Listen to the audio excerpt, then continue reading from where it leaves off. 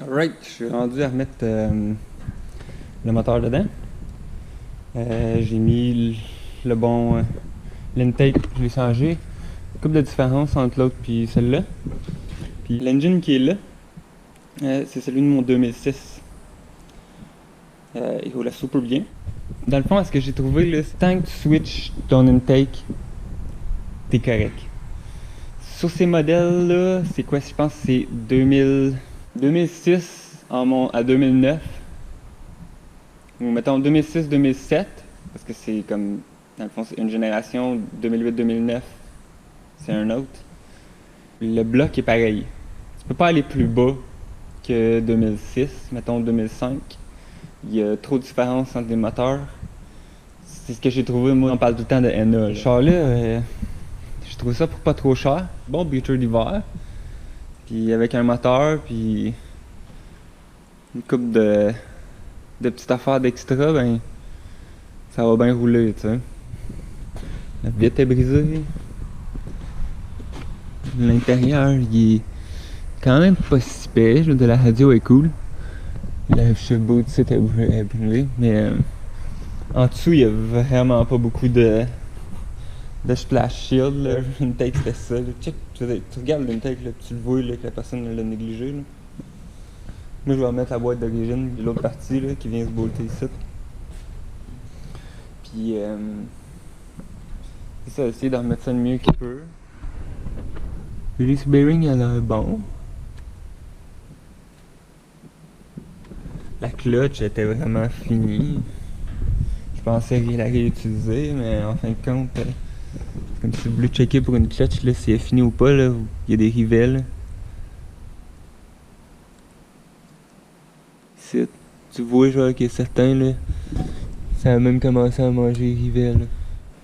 Faut oublier de torquer ces bottes, là, ici, c'est vraiment pas beaucoup, là, c'est quelque chose comme 20 livres de torque, là. Il me semble que c'était 18, là, mais moi, le plus bas que j'avais sur mon chose, c'était 20 livres, fait que je les ai mis. Je les ai donné un petit coup après pour que ce soit un petit peu plus tight, mais rien de fou, là. C'est une 2009. Puis, je veux dire, pour la rouille, elle est correcte, là, y a pas rien de fou. C'est sûr que c'est pas parfait, là. Petite affaire. Ça vient de l'intérieur, là, c'est doublé. Une couple de dommages. Ça. Des scratchs. Ce côté-ci est un petit peu plus clean. Puis en dessous.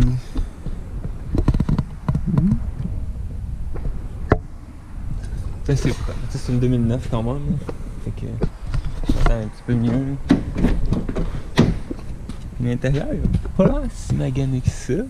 Un bon cleaning pour que la personne soit bien contente quand il l'achète. Ça, j'ai hâte de gosser un petit peu avec, là. J'ai pas vraiment checké, là, mais je me demande ça vient d'où. Il y a quand même un lecteur CD, fait que ça doit pas être si intéressant parce que maintenant il met plus de lecteur CD là-dedans. Hein.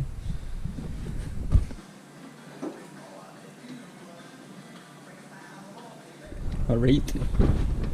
J'étais en train d'aligner les bottes. J'en ai une. L'autre pas. C'est pas trop évident quand t'as pas le leveler pour. Parce que là tu vois mon moteur il est vraiment comme ça. Ma transmission elle est plus levée par en avant. Là, puis là j'ai jacké la transmission. Je sais pas si on voit le bloc de bois là, qui est là. Avec un jack à char. Puis je pense que c'est quasiment mieux avec un jack à char.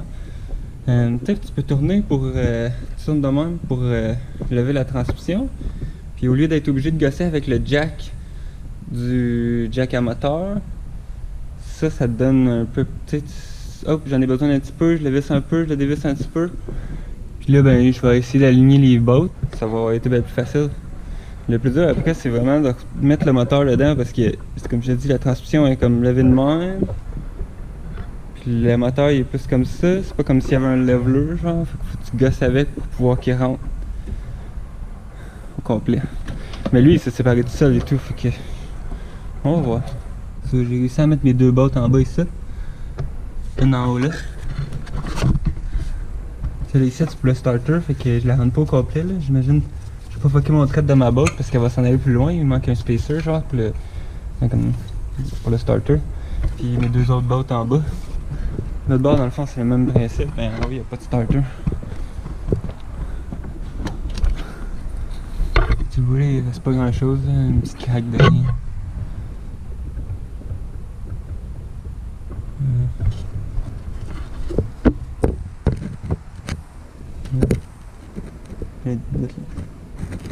Ok, je vais continuer à têter mes bottes, puis après ça, je vais venir gosser en dessous pour mes mollets. Pour les mollets, dans le fond, la plupart du temps, quand tu descends le moteur, ils viennent s'asseoir juste sur le coin du trou en dessous.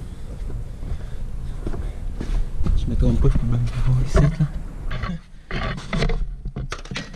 Passer une barre, vite ici. Vite ici. Attends. Fou.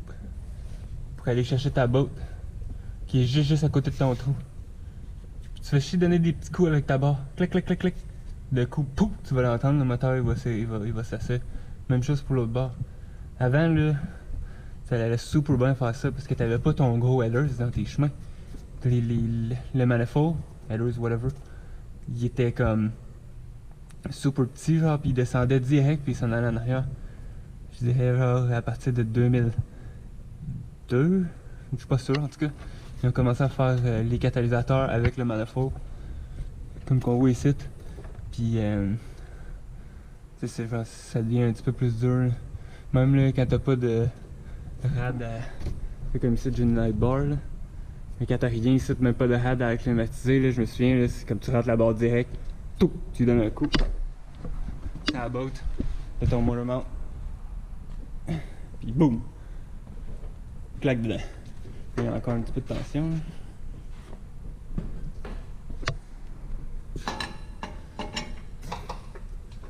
Et voilà.